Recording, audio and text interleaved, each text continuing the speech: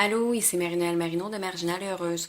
Aujourd'hui, je vous parle d'éducation alternative, d'éducation libre, d'apprentissage en famille avec mon invité du jour.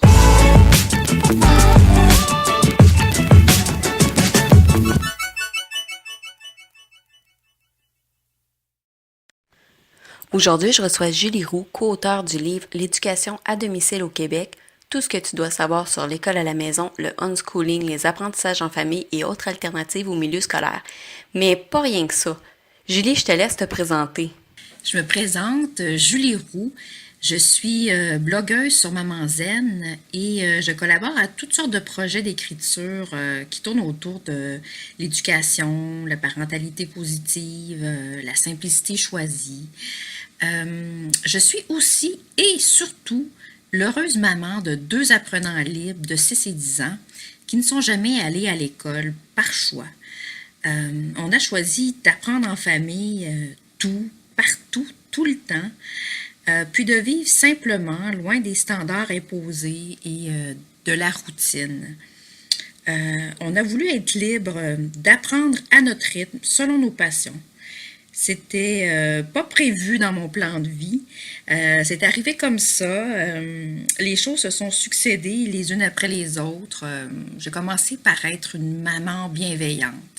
J'ai beaucoup réfléchi au développement naturel de l'enfant. Donc, j'ai su faire confiance à mes enfants, puis les choses se sont enchaînées. Euh, Mon aîné lui-même ne voulait pas aller à l'école. C'était un créneau dans lequel il ne se sentait pas à sa place. Il a depuis toujours eu des grandes passions pour les civilisations anciennes, entre autres, puis plein d'autres sujets qu'on ne voit pas à l'école avant l'université. Donc, pour faire une histoire courte, on a fini par faire l'école à la maison. Ah, j'adore t'entendre parler de votre vécu familial, Julie. Dis-moi, qu'est-ce que tu aurais aimé savoir avant de commencer l'éducation à domicile? Ce que j'aurais aimé savoir avant de commencer l'éducation à domicile, c'est que j'avais raison de faire confiance à mes enfants. Euh, Au début, j'étais pas certaine de la direction que je prendrais. J'ai acheté par insécurité beaucoup de matériel scolaire qui n'a pratiquement jamais servi. Parce qu'en cours de route, je me suis rendu compte que mes enfants apprennent mieux, plus facilement et de façon plus durable en faisant autre chose que des cahiers. Donc, j'ai eu à me déprogrammer de toutes les croyances que j'ai intégrées au fil des années. Euh, donc, si j'avais su dès le départ que je pouvais suivre nos élans, les passions de mes enfants, leur soif d'apprendre et faire confiance à tout ça, ben, il me semble que ça m'aurait évité bien des détours. Euh, J'aurais aussi aimé connaître des familles homeschooleuses avant de me lancer, savoir leur parcours, échanger avec elles, entendre les enfants aussi parler de leur vécu. Ça me manquait au départ. J'étais pas sur Facebook à l'époque. J'étais pleine de convictions, j'étais certaine de ma décision, mais je manquais de modèles, puis de témoignages de vécu québécois. Je suis d'accord avec toi qu'au Québec, il y a quelques années, on manquait de modèles. Je dis pas qu'il n'y en avait pas, là, mais c'était quand même plus compliqué. Puis de plus en plus, les familles sortent de leur cachette, on dirait, hein. Julie, pour beaucoup de gens, faire l'école maison, tu vas être d'accord, ça veut dire avoir un tableau, des craies, être à la table de la cuisine avec des cahiers. Mais c'est pas ça pour tout le monde. Il y a tellement de différentes façons de faire. Chez vous, est-ce que vous suivez une pédagogie précise, un mélange de certaines pédagogies? Comment ça se passe? Je n'adhère pas à une pédagogie en particulier. J'aime pas suivre à la lettre des idéologies ou des modèles préparés d'avance. Par contre, j'aime bien puiser ici et là dans ce qui nous convient, dans différentes pédagogies. J'aime dire que ce qu'on fait, c'est du freestyle schooling, dans le sens où ça ressemble beaucoup à l'unschooling, mais bon, on n'en réclame pas l'étiquette. On se laisse guider par nos intérêts, parce que toutes nos sorties nous apportent. On sort énormément, on essaie toutes sortes d'affaires. Chaque sortie est une occasion de faire des découvertes qu'on exploite par la suite. Par exemple, on peut aller voir une exposition d'art, puis ça nous amène à découvrir une technique particulière, puis on la développe pendant la semaine. On peut écouter un film aussi. Chez nous, on adore le cinéma.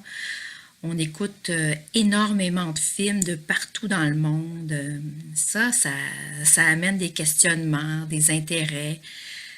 Donc, on fouille, on va chercher les réponses à nos questions. Je pense à un film sur l'Inde qu'on a vu il y a quelques mois, puis ça a éveillé un intérêt qui nous a amené à étudier la musique indienne, les instruments, les épices, l'architecture de l'Inde, les différentes religions qu'il y a là-bas. Il y en a plusieurs. On a étudié Gandhi. On a écouté le film documentaire de sa vie.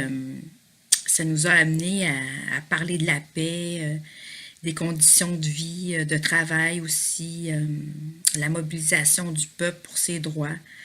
On a fait des projets d'art autour de ça. Donc, autour d'un simple thème qui est ressorti après avoir écouté Hattie, on a intégré une foule de connaissances. Puis, c'est comme ça tout le temps, en fait. On fait aussi des cahiers. Par exemple, univers social, bon, ça c'est notre matière préférée.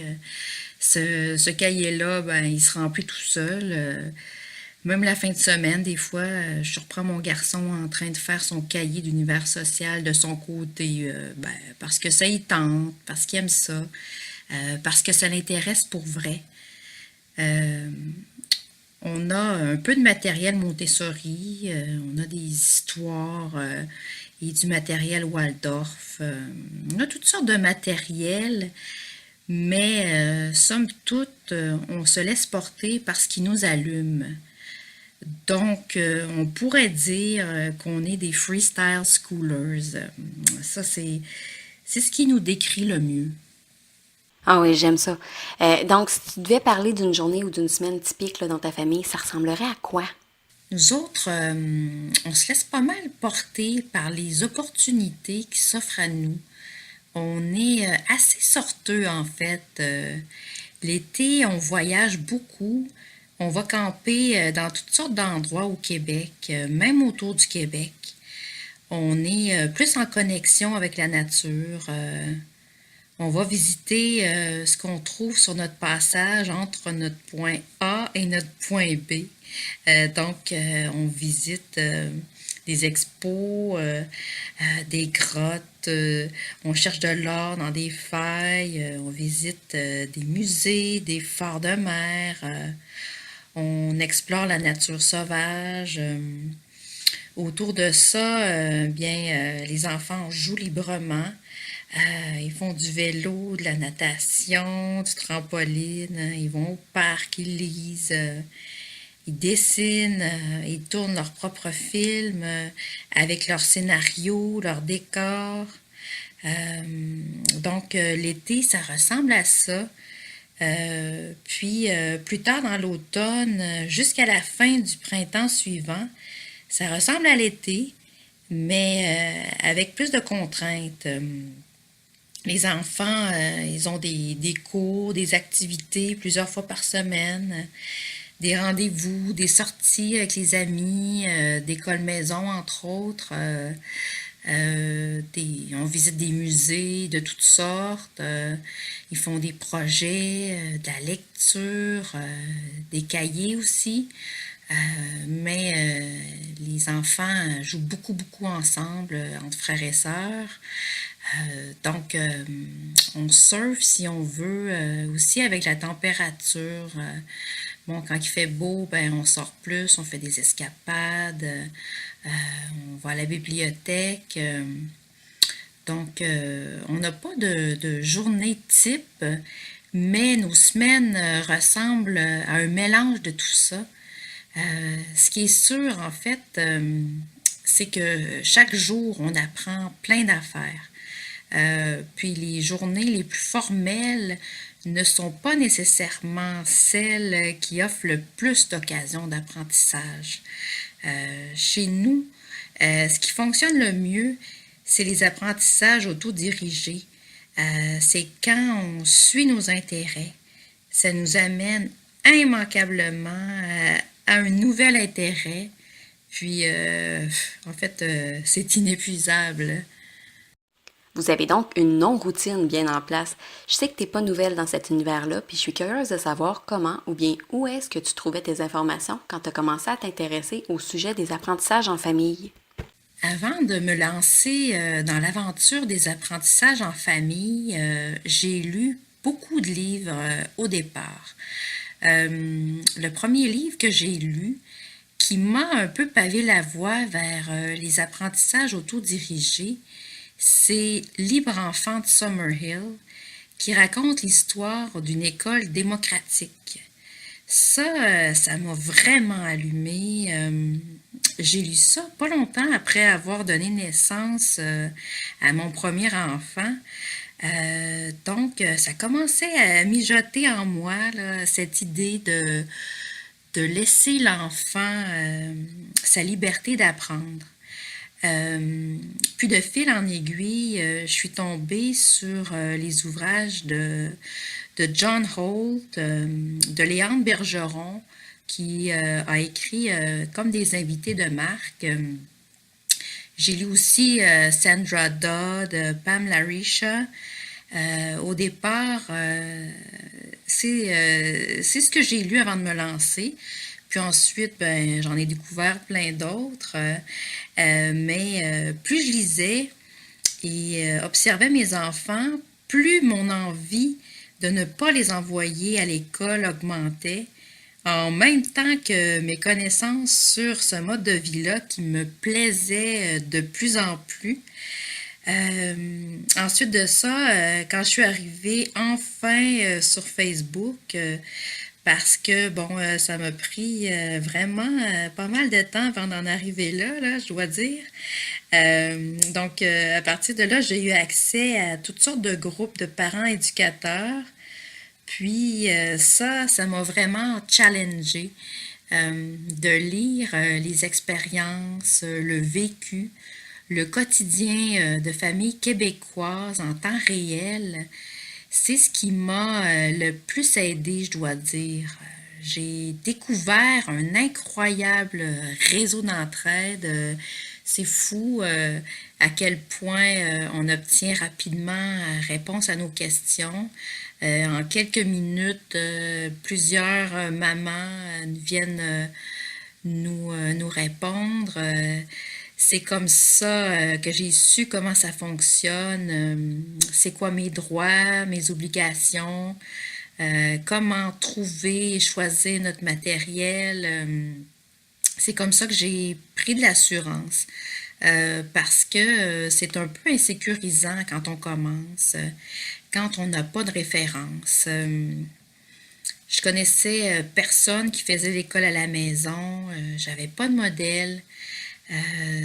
C'est donc, oui, à travers mes lectures et les réseaux sociaux que je suis allée trouver des modèles pour m'amener à suivre ma propre voie. L'idée n'était pas de suivre les autres, mais de m'appuyer sur leur expérience pour vivre mes propres expériences. C'est bien dit, ça, j'aime ça. Maintenant, tu te tournes vers quoi quand tu as besoin d'une information en lien avec le sujet? Après 5 ans d'école à la maison, j'ai plus autant besoin d'informations qu'avant, à part pour des sujets techniques comme bon, les nouvelles lois et règlements qui ont changé cette année et au sujet desquels je me suis informée auprès de l'AQED qui fait un travail de vulgarisation important. Puis aussi directement en écoutant les sessions parlementaires. Donc, bon, on a écouté avec les enfants la chaîne de l'Assemblée nationale. On a regardé ça ensemble. On a suivi les échanges entre les députés et le ministre de l'Éducation. Ça a été hautement instructif pour les enfants, autant que pour moi. On a assisté à un exemple de politique québécoise. Donc, on va chercher sur le terrain nos réponses. Puis aussi, avec les années, j'ai maintenant réussi à avoir mon réseau de famille virtuel et réel que je fréquente et avec qui j'échange et qui m'inspire. Donc, ça vient répondre naturellement à des interrogations que j'ai. Donc, je dois dire que j'ai atteint ma zone de confort par rapport à l'éducation à domicile avec le temps. J'ai plus besoin d'être guidée, j'ai plus besoin de soutien. Je sais maintenant ce qui convient à ma famille. On a fait nos essais. Je sais qu'on s'adapte toujours. Puis, je sais que ça fonctionne. Donc, j'ai pas besoin d'être rassurée. Je ressens plus le besoin d'aller chercher des informations, à l'exception des réponses qu'on cherche pour nos apprentissages, mais par rapport au mode de vie en tant que tel, à ce choix éducatif, je me sens maintenant confortable, assez confortable pour avoir envie de partager mon expérience. C'est un peu ce qui m'a amené à avoir envie d'embarquer dans un projet d'écriture pour partager mon vécu, pour répondre aux questions que je me suis moi-même posées, pour guider les nouveaux parents éducateurs qui se demandent est-ce que ça me convient, l'éducation à domicile, pour qui ça fonctionne, par quoi je commence, c'est quoi les démarches, qu'est-ce qui arrive si ça ne fonctionne pas en cours de route, comment faire face aux préjugés, combien ça coûte, tout ça. On est allé chercher pour ce projet-là des témoignages de d'autres parents éducateurs parce que c'est vraiment une richesse, le partage d'expériences entre les familles. C'est ce qui nous inspire le plus. Oui, 100% d'accord avec toi là-dessus. J'adore aussi lire le vécu des autres familles. Puis je sais qu'avec ce livre-là, coécrit avec Marie-Ève Boudreau et Gillière Bordelot, ont réussi à offrir ça. On pourrait donc dire que le livre, c'est un incontournable pour les parents qui se posent des questions, qui débutent leur aventure ou simplement aiment savoir tout sur le sujet. Mais là, Julie, on parle d'un livre. On parle de quel livre? Ce livre s'intitule L'éducation à domicile au Québec. Tout ce que tu dois savoir sur l'école à la maison, le unschooling, les apprentissages en famille et autres alternatives au milieu scolaire. Ah, merci beaucoup, Julie Roux, pour tes réponses généreuses puis le partage de ton vécu. C'était vraiment super intéressant de t'entendre sur le sujet. On peut suivre Julie sur sa page Facebook Julie Humanise ainsi que via le blog Maman Zen dont elle est la rédactrice en chef. Abonnez-vous au podcast pour ne pas manquer les prochaines entrevues avec des parents éducateurs qui vont partager leur vécu, comment ça se passe dans leur maison. Puis si vous êtes un parent éducateur et aimeriez être invité au podcast, contactez-moi. Merci! Pour en apprendre plus sur le sujet, je vous invite à mettre la main sur le livre L'éducation à domicile au Québec, tout ce que tu dois savoir sur l'école à la maison, le unschooling, les apprentissages en famille et autres alternatives au milieu scolaire. Puis on se dit à la prochaine!